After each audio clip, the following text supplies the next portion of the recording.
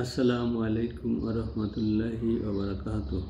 সম্মানিত ভিউয়ার্স, আজ 17 অক্টোবর 2025, পয়লা কার্তিক 1432 বঙ্গাব্দ এবং 24শে রবিউল সানি 1447 হিজরি।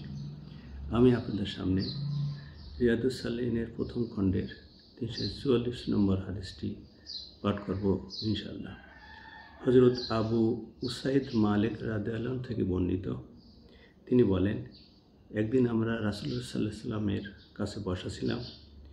এমন সময় বনি সালমা গোত্রের জনৈক ব্যক্তি এসে বলল, ইয়া রাসূলুল্লাহ, পিতামাতার মৃত্যুর পরেও তাদের সাথে সদাচরণ করার দায়িত্ব আমার উপর আছে কি?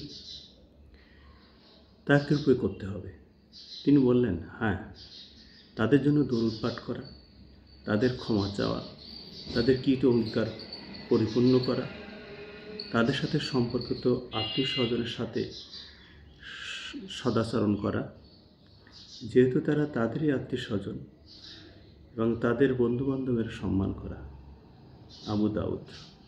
আল্লাহ পাক আমাদেরকে এই হাদিসটি মনে রাখার এবং সে অনুযায়ী আমল করার তৌফিক দান করুন। আমিন।